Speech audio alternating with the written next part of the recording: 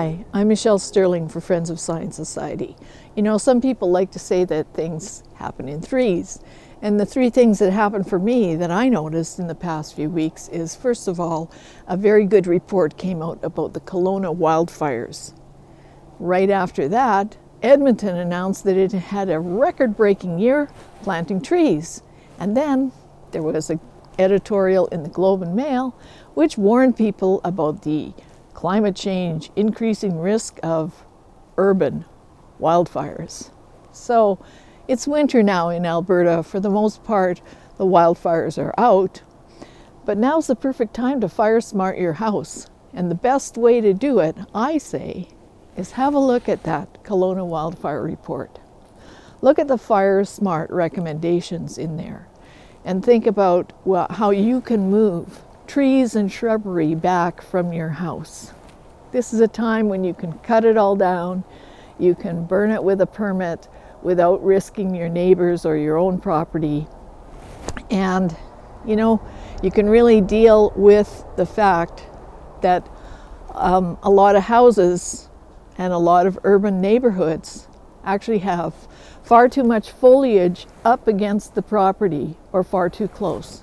So if you look at the FireSmart diagram, they give you suggestions, directions on how to safeguard your property by keeping these flammable foliage far from the house.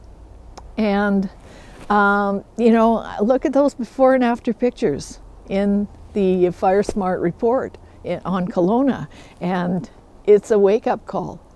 And so, you know, with regard to urban tree planting, basically, as we've explained before, it's a bit of a Ponzi scheme, because when you plant a lot of trees, about a third of them will die. Then you have to plant more trees to replace that third. And then people want to plant more trees. They want to, like Calgary has a plan right now, to increase the urban canopy by 20%, which is a lot of trees. And you have to think, Calgary's main water feeder this summer had a failure, and people were rationing water for most of the summer. And, you know, you could see trees dying, you could see lawns dying.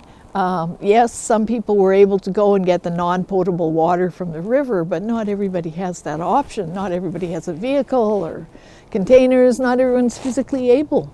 So you got to think about that. If climate change is the big bad risk in the world, then you have to ask yourself, why are cities putting themselves more at risk by planting more trees? So based on that Kelowna report, you can see that it's not really about climate change.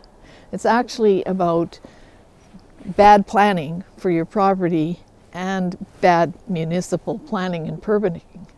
So if you're going to be a city giving people permits to build houses right adjacent to each other and to plant a lot of highly flammable foliage, you know, then you're asking for trouble. And it's not going to be climate change that brings you that trouble.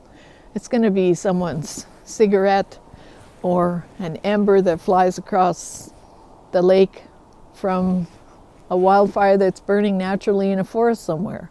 So, you know, everybody's spending a lot of money on climate change initiatives, but they're not spending very much on fire-smarting people's homes or making sure that the area of the urban municipality is safe from a big urban wildfire. So those are things to keep in mind. For Friends of Science Society, I'm Michelle Sterling.